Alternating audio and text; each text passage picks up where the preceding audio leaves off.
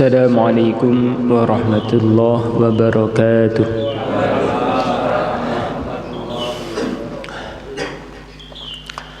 Nahmadullahi ta'ala wa nusalli wa nusallimu ala rasulihil karim, amma ba'da. Jamaah salat subuh yang dimuliakan Allah Ta'ala, hari berganti hari telah kita lalui, bulan berganti bulan. Tanpa terasa kita sudah berada di akhir tahun Hijriyah tahun ini. Ini akhir tahun Hijriyah, nanti selepas maghrib itu awal tahun Hijriyah. Maka umat Islam, orang-orang yang mereka hatinya itu dipenuhi dengan kecintaan dengan agama Islam, bukan sekadar muslim, tapi memang mantap betul bahwasanya agama Islam inilah yang akan membawa kesuksesan. Maka mereka kalau malam awal tahun Hijriyah, maka mereka memeriahkan awal tahun Hijriyah dengan kegembiraan, dengan doa-doa, dengan amalan-amalan.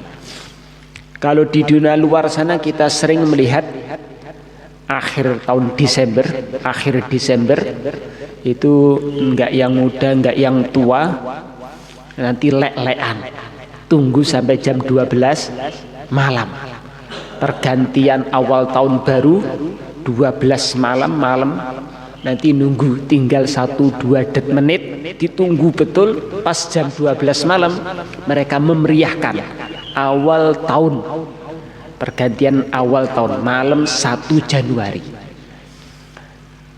Lalu kita umat Islam seharusnya juga mengingat, memeriahkan dengan amalan-amalan tahun Hijriyah.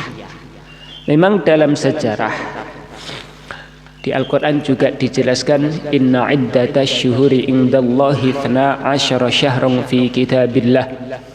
Memang sejak dulu itu bulan itu ya 12. Minha arba'atun hurum, ada dari 12 itu ada 4 bulan yang istimewa. Dzulhijjah, Dzulqa'dah, Muharram, kemudian Rajab. Itu sejak dulu sudah dikenal. Orang-orang Yahudi pun mereka mengenal yang namanya bulan Muharram. Sejak zaman dulu 4 bulan itu dianggap bulan yang sakral, bulan yang istimewa. Sampai di kalangan orang-orang jahiliyah, musyrikin Mekah, mereka menganggap Asyhurul Hurum, Dzulqa'dah, Dzulhijjah, Muharram, Rajab itu sebagai bulan yang istimewa. Sehingga walaupun mereka penuh dengan kemaksiatan, sering perang, kalau sudah tiba Asyhurul Hurum mereka berhenti, nggak mau perang. Yang biasanya saling benci-membenci, musuh memusuhi, kalau sudah tiba Asyhurul Hurum berhenti total, tidak berani demi memuliakan Asyhurul Hurum. Itu sejak zaman dahulu dikenal seperti itu. Di zaman baginda Nabi SAW, ketika Nabi pun masih ada, bulan 12 bulan itu juga masih ada. Cuman memang waktu itu umat Islam belum ada tahun tersendiri, sehingga Nabi lahir 12 Rabiul Awal, tahun gajah. Mereka menisbatkan tahun dengan kejadian-kejadian.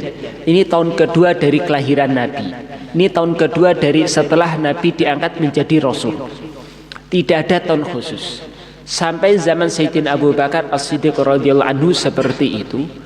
Sampai zaman Sayyidina Umar radhiyallahu anhu, ketika Sayyidina Umar kirim surat ke beberapa gubernur, maka gubernurnya itu saling tanya, ini tanggalnya itu tahunnya kok nggak jelas, ini Muharram kapan, itu Rabiul Awal ini tahun ini, tahun depan, 2 tahun lagi, atau kapan, kok nggak jelas. Maka berita ini sampai ke Amirul Mukminin Umar ibn al-Khattab radhiyallahu anhu. Maka para sahabat yang ada dan juga para tabi'in dipimpin oleh Sayyidina Umar ibn al-Khattab, mereka musyawarah. Kita ini umat Islam sudah seharusnya punya tahun tersendiri. Mereka orang-orang Yahudi, Nasrani, ada tahun Masehi, ada tahun ini, tahun ini. Kita umat Islam seharusnya punya tahun yang tersendiri yang enggak sama dengan mereka. Maka sebagian mereka ada yang mengusulkan bagaimana kalau awal tahun Islam dimulai dari kelahiran yang mulia Nabi Agung Muhammad sallallahu alaihi wasallam. Usulan ini belum diterima. Memang kelahiran bagi Nabi mendatangkan barokah, tapi barokahnya itu tampaknya itu dirasakan kurang, tidak seluruh umat Islam merasakan barokah kelahiran Nabi. Orang-orang tertentu yang merasakan luar biasa manfaat dari kelahiran baginda Nabi. Kemudian ada yang usul bagaimana kalau awal tahun umat Islam itu dimulai dari Nabi diangkat menjadi Rasul. Usulan ini juga belum diterima karena justru awal-awal setelah Nabi diangkat menjadi Rasul, umat Islam itu banyak cobaan, banyak penderitaan. Akhirnya disepakati awal tahun umat Islam dihitung tahun pertamanya semenjak Nabi hijrah dari Mekah menuju Madinah. Kenapa memilih tahun tersebut? Di antara alasannya, hikmahnya, karena kejayaan umat Islam dirasakan oleh seluruh umat Islam itu semenjak Nabi hijrah dari Mekah menuju Madinah. 13 tahun setelah Nabi tinggal di Mekah, kemudian hijrah ke Madinah, itulah awal tahun dalam Islam. Itu ditetapkan, dinolkan, dihitung satu mulai dari hijrahnya Nabi dari Mekah menuju Madinah. Dalam sejarah itu sebenarnya hijrahnya Nabi itu bukan pada bulan Muharram. Sebagian mengatakan pada bulan Rabiul Awal, ada yang mengatakan bulan Safar, bukan awal Muharram. Memang sejak zaman dulu itu awal tahun itu yang mulainya bulan Muharram. Bulan Muharram itu memang bulan pertama. Sejak dulu seperti itu. Kalau hijrahnya Nabi itu bukan bulan Muharram. Bulan Muharram itu persiapan mengadakan hijrah. Hijrahnya itu sebagian mengatakan bulan Rabiul Awal pas malam Jumat. Sebagian mengatakan bukan Muharram, bukan Rabiul Awal tapi bulan Safar. Karena sebelum Nabi hijrah itu sebagian sahabat sudah Nabi persilahkan untuk hijrah dulu. Orang-orang kafir mereka mengetahui bahwasanya umat Islam akan hijrah, maka justru mereka menghalang-halangi agar umat Islam yang di Mekah tidak bisa hijrah ke Madinah. Maka baginda Nabi pun hijrahnya waktu itu sembunyi-sembunyi. Yang terang-terangan Sayyidina Umar radhiyallahu anhu hijrah terang-terangan, tapi tidak ada yang berani menghalau. Baginda Nabi hijrah malam hari, sebagian mengatakan malam Jumat, berangkat kemudian istirahat di Gua Hira selama 3 hari. Malam Jumat, malam Sabtu, malam Ahad, malam Senin. Senin pagi baru mengadakan perjalanan. Malam Jumatnya berangkat, istirahat sembunyi di Gua Hira malam Sabtu, malam Ahad, malam Senin. Senin pagi baru melanjutkan perjalanan dari Mekah menuju Madinah. Itu terjadi bukan bulan Muharram. Kenapa dimulai awal bulan tahun pertama itu kok memang mulainya bulan Muharram? Karena memang sejak dulu namanya bulan pertama yaitu mulainya Muharram. 12 bulan itu mulai sejak dulu Muharram. Hanya saja mulai tahun pertama itu dihitung mulai dari hijrahnya baginda Nabi sallallahu alaihi wasallam. Maka bulannya pun disebut dengan bulan Hijriyah. Kan tahun Hijriyah, ada Masehi, ada Hijriyah. Tahunnya tahun Hijriyah karena memang tahun pertama itu dimulai ngitungnya mulai dari hijrahnya baginda Nabi sallallahu alaihi wasallam. Nah, bulan Muharram sejak zaman dahulu itu terjadi keistimewaan yang luar biasa. Banyak nusratullah yang Allah berikan kepada kekasih-kekasihnya terjadi pada bulan Muharram, lebih tepatnya pada tanggal 10 Muharram. Kalau orang Jawa bilangnya Suro, bulan Suro, hari Suro. Itu lebih istimewanya lagi. Muharram itu istimewa, yang paling istimewa itu tanggal 10 Muharram. Maka orang-orang Jawa kuno yang mbah-mbah dulu itu biasanya kalau bulan Muharram waktunya ngumbah keris katanya. Ngumbah keris, mandi kembang. Karena menganggap 5 bulan itu dianggap bulan yang sakral. Wallahu alam apa sebabnya untuk Magetan sekitarnya wilayah Gunung Lawu itu biasanya kalau walimahan bulan Muharram itu anti betul. Nggih. Bulan Muharram ada walimahan. Ada yang beriin walimahan biasa. Sebagian daerah itu tidak berani membuat acara walimahan pada bulan Muharram. Khususnya wilayah Gunung Lawu itu sebagian sampai sekarang itu takut betul membuat walimahan bulan Muharram. Sebagian ada yang seperti itu. Karena menganggap bulan Muharram itu bulan yang sakral, penuh dengan keistimewaan, nusratullah, sehingga mungkin mereka menganggap tidak beradab kalau waktu tirakatan hanya digunakan untuk bersenang-senang. Tapi kalau di daerah Gresik sekitarnya justru mereka menganggap bulan Muharram bulan istimewa. Kalau nikah bulan Muharram insya Allah barokahnya banyak. Sebagian punya pemahaman seperti itu. Wallahu a'lam. Yang jelas di bulan Muharram itu penuh dengan nusratullah, pertolongan Allah Ta'ala. Yang masyhur kisah Nabi Musa alaihi salam dikejar-kejar Fir'aun dan bala tentaranya, kemudian sampai di tepi laut, tongkat dipukulkan, lautan terbelah menjadi 2. Nabi Musa dan Bani Israel melintasi lautan tersebut, kemudian Fir'aun bala tentaranya mengikuti dari belakang. Ketika Nabi Musa dan Bani Israel sudah berada di tepi sebelah, tongkat dipukulkan, maka lautan kembali seperti semula. Fir'aun hancur, Nabi Musa dan Bani Israel menang, mendapatkan keselamatan. Itu terjadi pada bulan Muharram, lebih tepatnya pada tanggal 10 Muharram.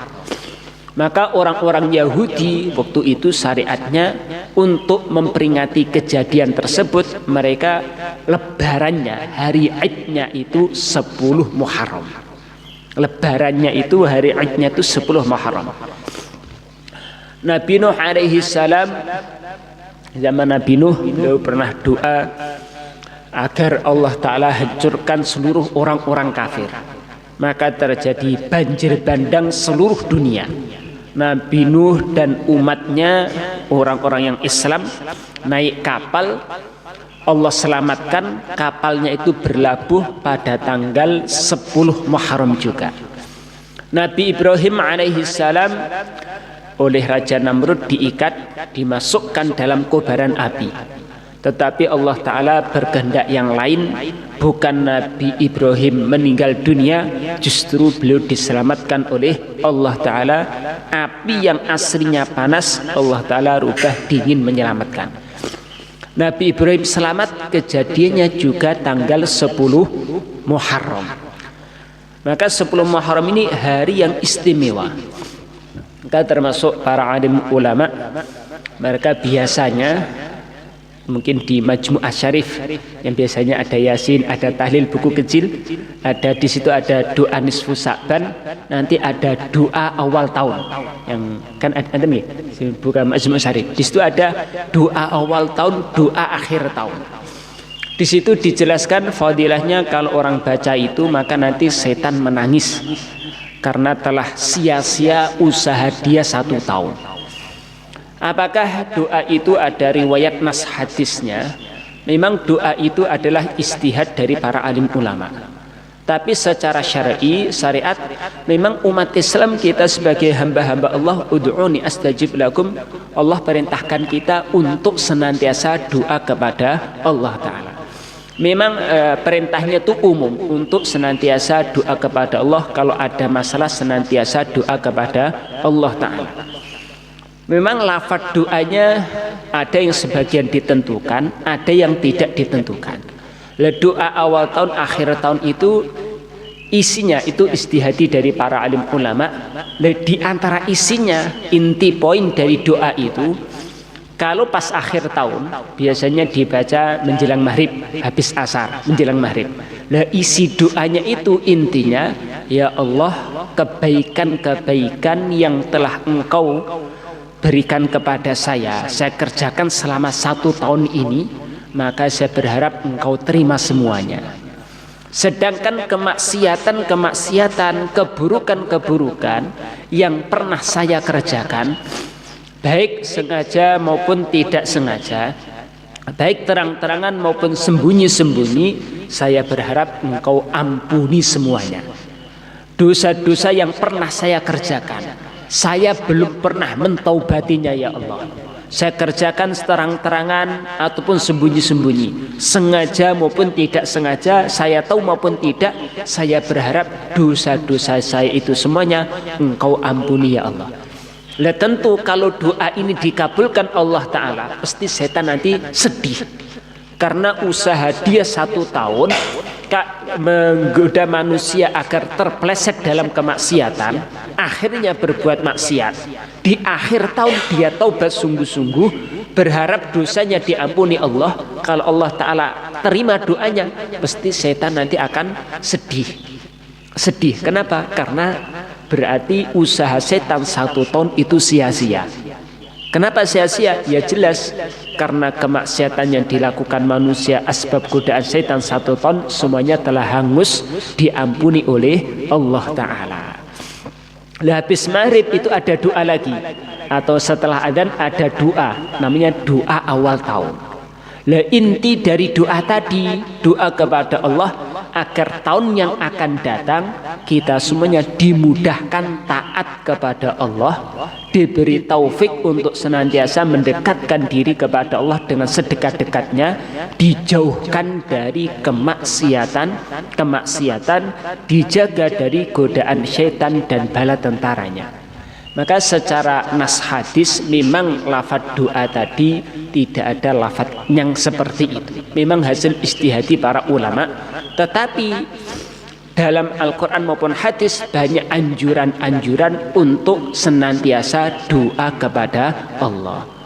Sayyidina Abdullah ibnu Abbas itu dinasihati agar dalam setiap masalah senantiasa doa kepada Allah. Bahkan dalam urusan sandal, jalan kaki, sandalnya putus, itu oleh Nabi diperintahkan, dinasihati, kalau kamu jalan sandalnya putus, doa dulu kepada Allah Ta'ala. Nasihat Nabi itu secara umum, dalam setiap masalah senantiasa doa kepada Allah, setiap keadaan senantiasa doa kepada Allah. Lafadznya Nabi tidak menentukannya. Maka termasuk awal tahun, akhir tahun, itu sebenarnya juga merupakan bukti pelaksanaan dari perintah Nabi senantiasa doa kepada Allah. Memang lafadznya itu hasil ijtihad para ulama. Maka di situ ada fadilah, barang siapa baca ini 3 kali, maka nanti setan akan menyesal, akan sedih, akan nangis. Dia mengatakan, sungguh rugi usaha saya selama 1 tahun. Karena secara makna munasib kalau dikatakan seperti itu. Karena maknanya seperti tadi, kalau dikabulkan pasti nanti setan bersedih. Di Mekah sana, harus dialmarhum, ada seorang ulama besar, Sayyid Maliki. Itu biasanya kalau awal tahun, seperti nanti sore sebelum maghrib ada doa akhir tahun, habis maghrib ada doa awal tahun. Itu malam harinya beliau senantiasa sama santri-santri beliau. Di Indonesia juga banyak alumni, murid-murid beliau, as-sofah. Itu beliau senantiasa kalau awal tahun malam harinya itu minum susu segar, susu putih, susu yang asli, bukan creamer itu, yang susu segar. Apakah ada hadisnya? Memang tidak ada. Istilahnya itu tafaul, berharap kebaikan dari suatu kejadian. Banyak penjelasan tentang fadilah minum susu. Susu itu minuman, tapi juga bisa sebagai ganti dari makanan. Kalau dalam bab takwil mimpi, kalau seseorang itu mimpi dikasih air susu oleh seorang ulama atau jumpa dengan baginda Nabi dikasih susu, takwilnya itu adalah akan diberi ilmu. Termasuk takwil dari susu itu, kalau seseorang mimpi minum susu segar, itu takwilnya akan dikasih kefahaman dalam ilmu agama. Said Maliki beserta murid-muridnya kalau malam 1 Syawal senantiasa minum susu, tafaul, berharap kebaikan dari kejadian tersebut. Semoga dengan barokah minum susu, hati saya ini jadi bersih sebagaimana putih bersihnya susu. Semoga hati saya itu penuh dengan kebaikan-kebaikan sebagaimana susu itu penuh dengan kebaikan-kebaikan. Sebenarnya minum susu boleh-boleh saja, nggak diharamkan. Memang tidak ada nas hadis khusus anjuran minum susu pada awal tahun Hijriah, tidak ada. Tidak ada anjuran khusus minum susu pada awal tahun Hijriah. Tapi kenapa para ulama minum? Karena minum susu boleh-boleh saja. Tapi mereka tafaul, berharap kebaikan dari suatu kejadian. Salah satu contoh Sayyidina baginda Nabi pada waktu perjanjian Hudaybiyah. Perjanjian antara umat Islam dengan orang kafir begitu sulit, nggak selesai. Maka datang seorang sahabat yang namanya Sahal. Sahal itu artinya mudah. Maka Nabi sabdakan, sahadallahul amr, insyaallah urusan akan menjadi mudah. Yang mendatangkan Sahal ke perjanjian tadi Allah Ta'ala. Sahal artinya mudah. Semoga dengan kedatangan Sahal semuanya jadi mudah. Itu namanya tafaul, berharap kebaikan. Dan 1 Muharram malam harinya minum susu. Kenapa?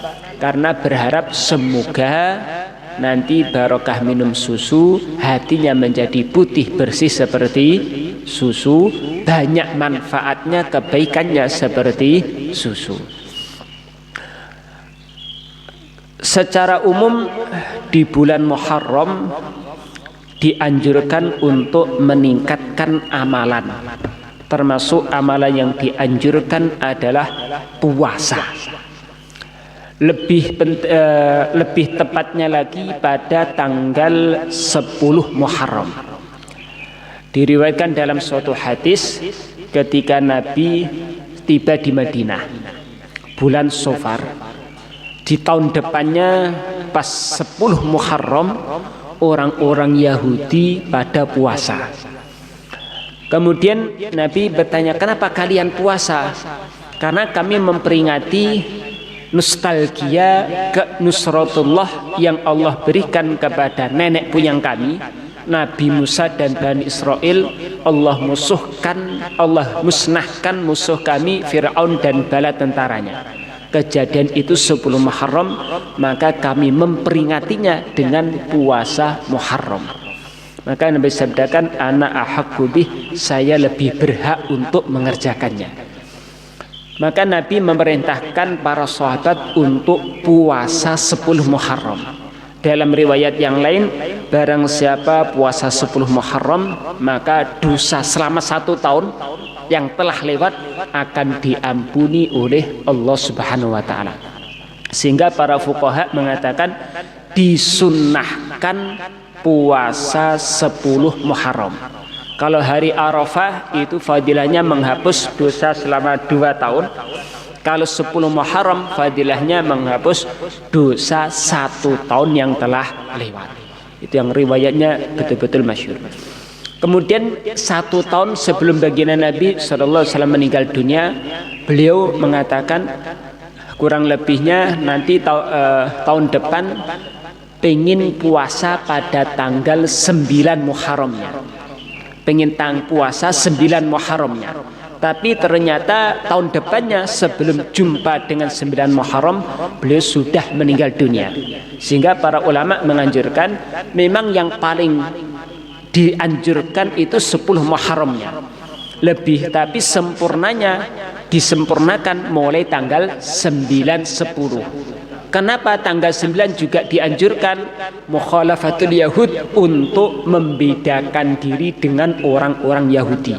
Kalau orang Yahudi itu 10 Muharram, maka umat Islam 9, 10 atau 10, 11. Kalau mampunya hanya 10 Muharram saja bagaimana? Bagus.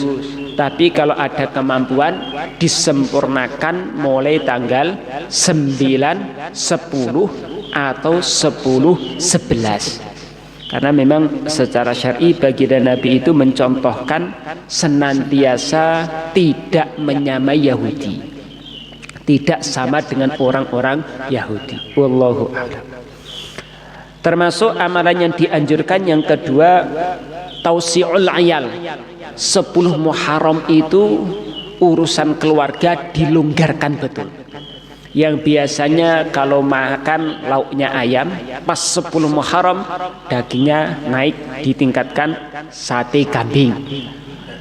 Khusus 10 Muharram. Biasanya anaknya kalau tanggal 10 Muharram uang jajannya 5.000, khusus 10 Muharram 10.000. Biasanya kita kalau lebaran itu kan belikan baju baru untuk anak istri, untuk keluarga. Itu kalau 10 Muharram ada fadilah lebih. Diceritakan beberapa hadis, walaupun memang urusan hadis tersebut para ulama berbeda pendapat. Sebagian mengatakan sahih sehingga bisa dijadikan dalil kesunahan tausiul ayal, melonggarkan rezeki keluarga. Tapi sebagian mengatakan itu hadisnya tidak sampai sahih, dhaif. Memang dhaif, sebagian mengatakan seperti itu. Hanya saja banyak ulama yang mempraktekkannya dan itu terbukti sesuai kenyataan. Mereka yang 10 Muharram itu kok urusan rezeki keluarga dilonggarkan, mereka merasakan 1 tahun itu rezekinya mudah sekali, dimudahkan Allah Ta'ala. Sehingga walaupun hadisnya dhaif, tapi dikuatkan dengan bukti kenyataan. Memang secara hukum karena dhaif mungkin tidak berani sampai mengatakan sunnah sebagian. Tetapi perkara yang dhaif itu belum tentu itu bukan dari Nabi. Ada kemungkinan kuat dari Nabi juga. Lebih-lebih dikuatkan secara praktek ketika mereka mencontohkan, mengamalkannya, Allah betul-betul melonggarkan rezeki mereka. Maka para ulama khususnya 10 Muharram itu sudah foya-foya. Dimakannya itu lebih, lauknya, menunya lebih enak dari hari-hari sebelumnya. Uang jajan untuk anak-anak ditambah, bahkan mereka ngasih hadiah itu dilakukan pas 10 Muharram. Biasanya kalau menjelang lebaran kita kasih hadiah orang tua menjelang lebaran. Sebenarnya ngasih hadiah orang tua bagus, sangat-sangat bagus, dianjurkan. Kalau dilakukan menjelang Idul Fitri bagus, tapi sebenarnya fadilahnya lebih tinggi kalau itu dikerjakan pas 10 Muharram. Itu nanti lebih istimewa lagi. Di antara fadilah yang masyhur adalah untuk melonggarkan rezeki selama 1 tahun. Wallahu a'lam.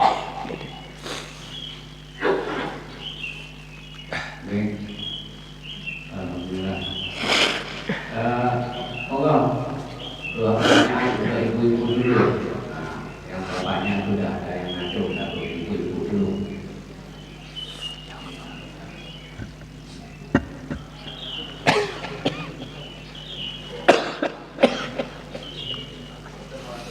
Terima kasih. Oke, itu tadi Pak Ano, Pak Pur. Assalamualaikum warahmatullahi wabarakatuh.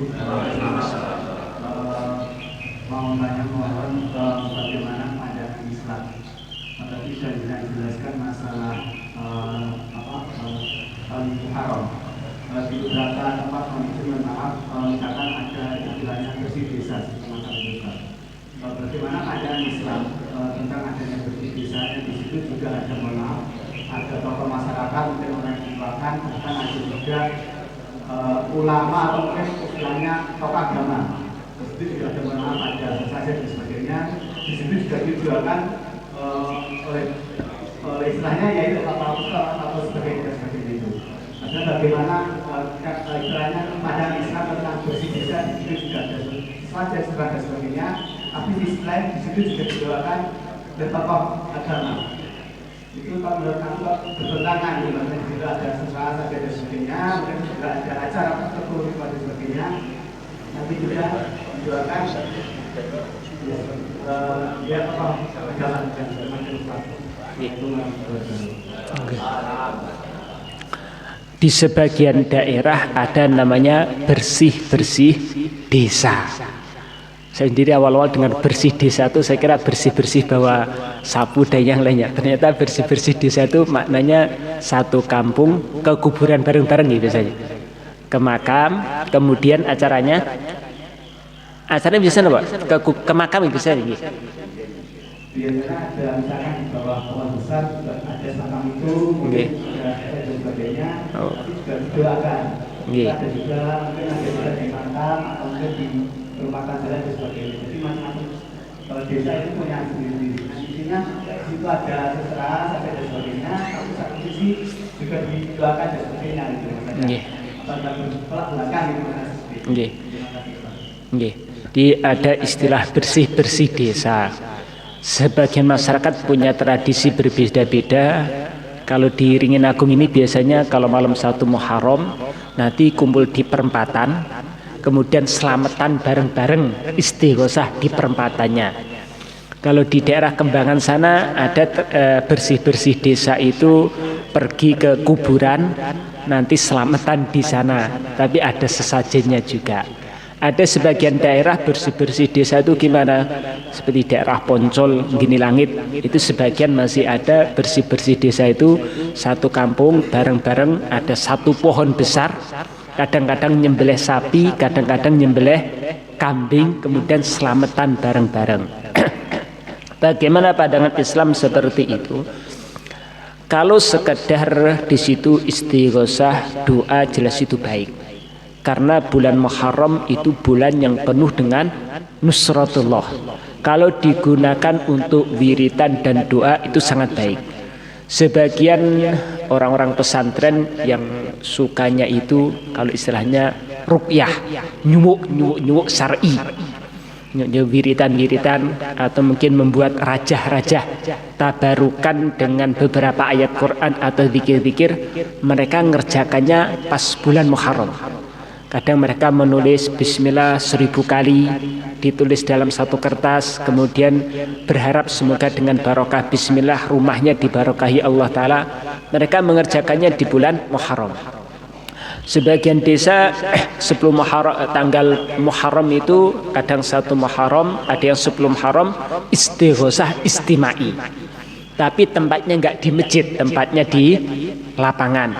Bagaimana? Kalau memang sebenarnya yang paling bagus di masjid. Tapi kalau istighosahnya itu dilakukan di lapangan boleh enggak? Boleh. Istighosahnya baik. Nah kalau dibaca istighosahnya itu di kuburan juga baik. Istighosah itu artinya mengharapkan pertolongan kepada Allah. Di mana saja itu baik. Cuman kalau yang sampai tingkatan nyembelih sapi dipersembahkan untuk yang jaga pohon, lah itu yang jelas tidak diperbolehkan. Yang tidak diperbolehkan itu nyembelihnya, kepala sapinya disembelih, dipersembahkan untuk Mbah Fulan yang ada di pohon, kemudian kepalanya ditinggal ditaruh di depan pohon tadi, nah itu jelas tidak dibenarkan, tidak dibenarkan. Tapi kalau hanya sekedar 10 Muharram kemudian menyembelih, kenapa disembelih? Semata-mata ya pingin sedekahan. Sedekah itu tolak bala. Semoga dengan sedekah di 10 Muharram ini semoga dijaga dari bala selama 1 tahun. Sedekah itu baik, sedekah memang tolak bala, tetapi jangan sampai ada niat karena dipersembahkan untuk yang jaga sini ini ya minta sesajen, nanti kalau nggak dikasih sesajen satu kampung kena malapetaka. Nah kalau seperti itu jelas tidak diperbolehkan. Terus bagaimana? Sebagian daerah itu ada dua-duanya, ya ada sajennya dan juga ada doanya. Jadi ada istighosahnya, ada panggang yang ditinggal di situ. Kalau bukan untuk selamatan bareng-bareng, tapi panggangnya memang ditinggal di samping pohon. Pohon biasanya pohon ringin yang besar bertahun-tahun. istighosahnya baik, panggangnya daripada ditinggal di situ lebih baik dimakan sendiri, nyembelihnya. Tapi itu pengaruh dengan penyembelihan. Ketika kambing, sapi atau ayamnya disembelih, niat sejak awal itu adalah dipersembahkan untuk yang jaga pohon, jaga kampung dari alam gaib, dipersembahkan, maka tetap tidak halal untuk dimakan. Tapi kalau disembelih, memang apa? Nyembelih ya karena halal dimakan ya disembelih, nanti untuk sedekahan tolak balak. Nah kalau seperti itu nanti halal untuk dimakan. Maka kalau jadi dari sebagian kawan yang poncol-poncol mana nginggili langit yang paling tinggi, apa namanya? Wonomulyo. Wonomulyo itu kan masih banyak orang-orang Hindu. Mungkin 50% lebih masih ada orang Hindunya. Muslimnya pun masih banyak yang dulu latar belakangnya Hindu. Nah, untuk merubah tradisi orang-orang Hindu, di sana ada beberapa patung, ada beberapa pohon untuk sesajen orang-orang Hindu. Nah, mereka yang mu'alaf, yang latar belakang Hindu, yang sudah Muslim, belum bisa meninggalkan tradisi itu. Maka ulama di sana dirubah. Yang dulu disembelih untuk sesajen, sekarang disembelih untuk apa? Selamatan makan bersama. Niatnya sedekah tolak bala. Nah, kalau seperti itu diperbolehkan. Tapi yang paling bagus kalau dikerjakan di masjid, istighosahnya lebih bagus. Tapi sebenarnya istighosah asalkan doanya itu hanya kepada Allah, bukan kepada yang jaga pohon, ya boleh-boleh saja. Wallahu a'lam. Betul nggih? Monggo yang mau tanya lagi. Ada 2 kesempatan. Bapak, untuk tanya. Untuk tanya Pak Bapak. Assalamualaikum warahmatullahi wabarakatuh. Mari saya membagi ada kajian itu bahwasanya kalau puasa di bulan Muharram itu bisa menghapus dosa selama 50 menit. Ya cuma itu juga disebutkan juga bahwasanya kalau kita menulis satu raja atau apa itu bisa tulisan Arabnya itu disimpan itu sebagai berkah kalau disimpan di rumah. Nah itu bisa membawa berkah pada rumah tersebut. Nah terkait masalah ini saya mau penjelasan yang saya apakah ada dalil yang bisa menguatkan hal tersebut, termasuk tadi yang disampaikan bahwasanya tulisan-tulisan Arab yang sudah di doain itu disimpan di rumah itu bisa sebagai membawa berkah pada rumah tersebut. Nah ini mohon penjelasan. Terima kasih. Assalamualaikum warahmatullahi wabarakatuh. Oke. Terkait dengan fadilah Muharram itu kalau memang ada ayat Al-Qur'annya, ada hadisnya yang sahih, ada yang hadisnya dhaif, bahkan sebagian ada yang mengatakan hadisnya itu maudhu. Kalau hadis-hadis yang disepakati ulama hadisnya sahih itu tentang puasa Muharram. Puasa Muharram itu menghapus dosa selama 1 tahun yang telah lewat. Adapun fadilah kalau puasa sebelum Muharram menghapus dosa 50 tahun. Itu setahu saya hadisnya belum sampai tingkatan sahih. Bahkan banyak di kitab-kitab itu mengatakan hadisnya itu dhaif, bahkan ada yang maudhu juga. Kalau yang sahih itu yang tentang puasa 1 tahun puasa Muharram menghapus 10 Muharram menghapus dosa 1 tahun. Ada sebagian daerah itu punya amalan mereka 10 Muharram mengumpulkan anak yatim, kemudian nanti ada sedekahan kepada anak yatim sambil mengusap rambut kepalanya sebagai ungkapan sayang.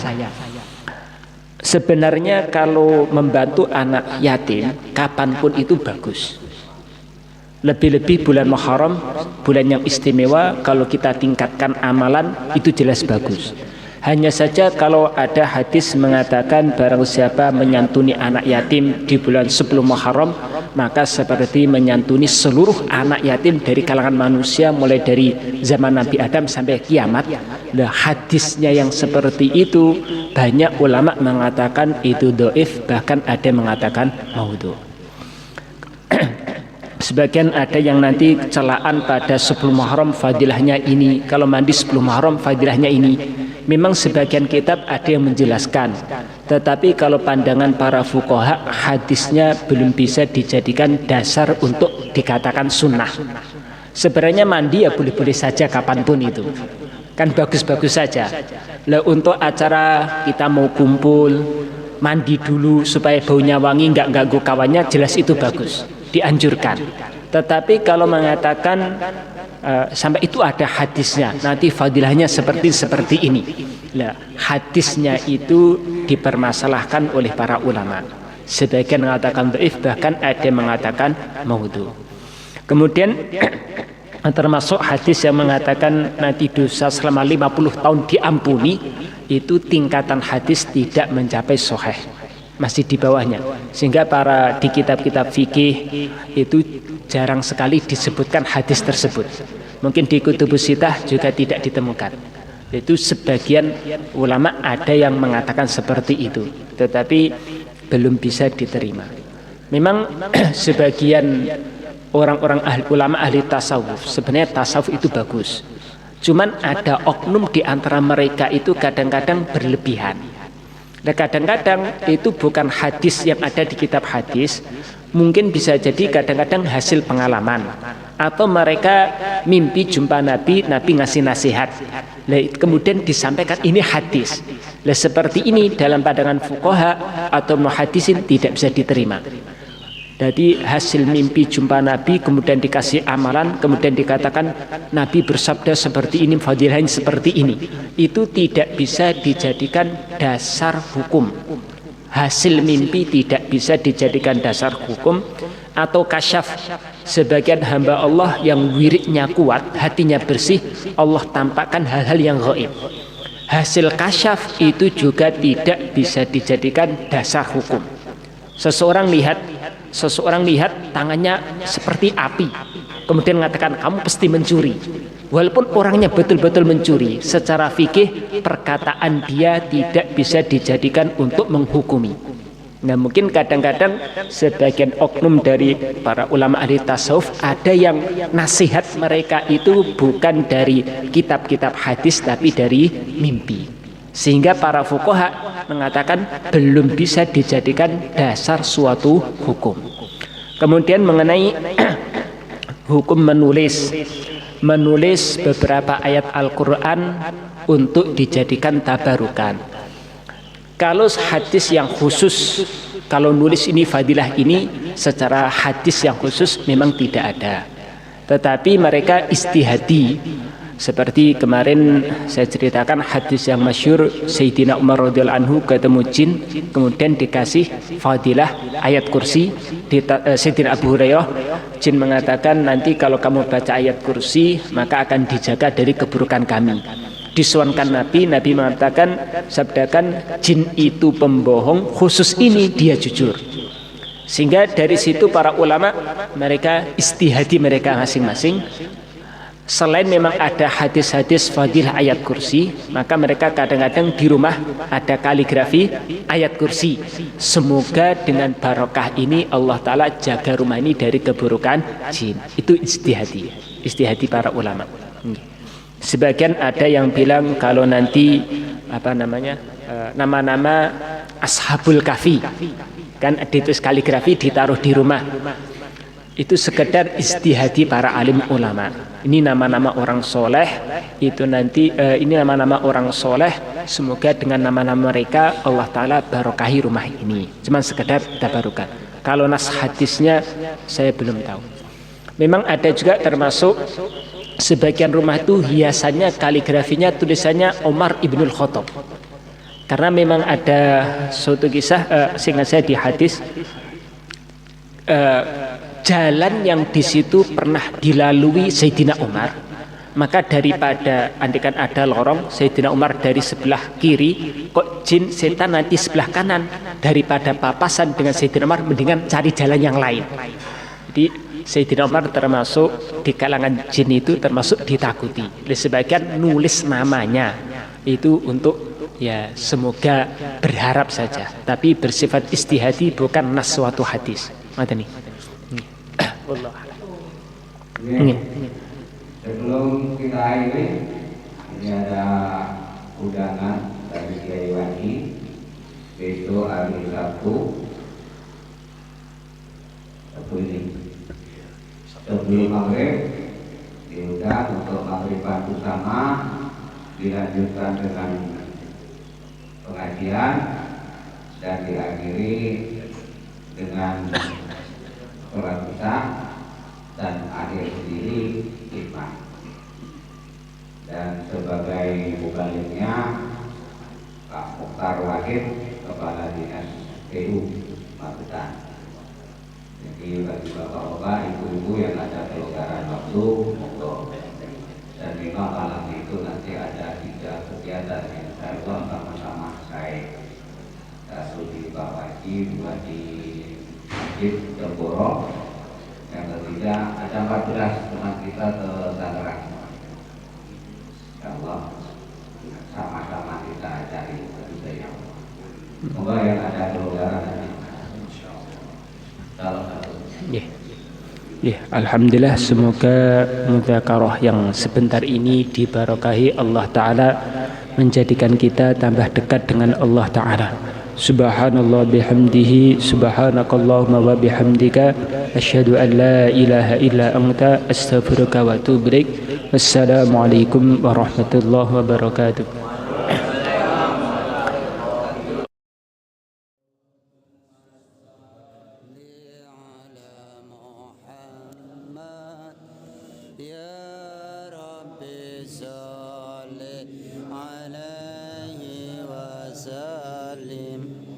Demikian pemirsa dimanapun Anda berada, pengajian rutin hari Kamis setiap selesai ba'da sholat subuh yang diasuh oleh Ustadz kita, Ustadz Khairuddin, pengasuh pondok pesantren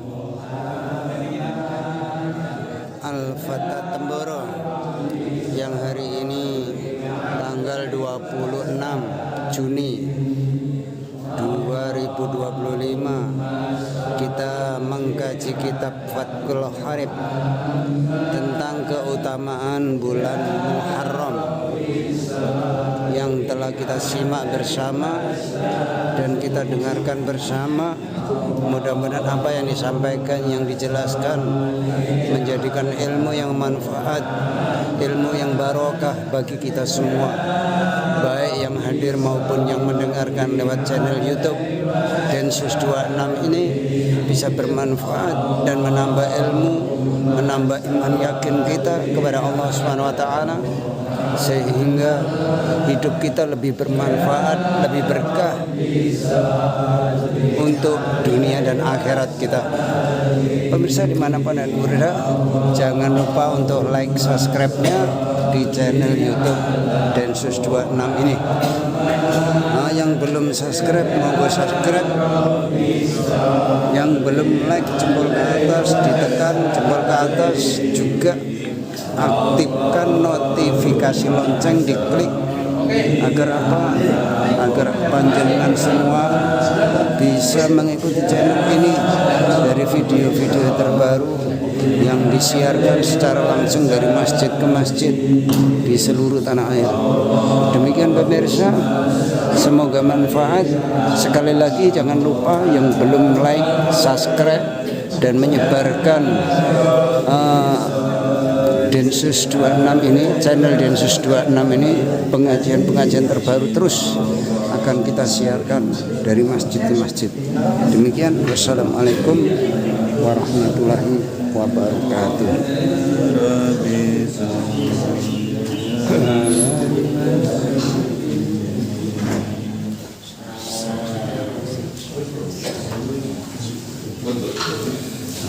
Kita lanjutkan makan snack bersama setelah ngaji.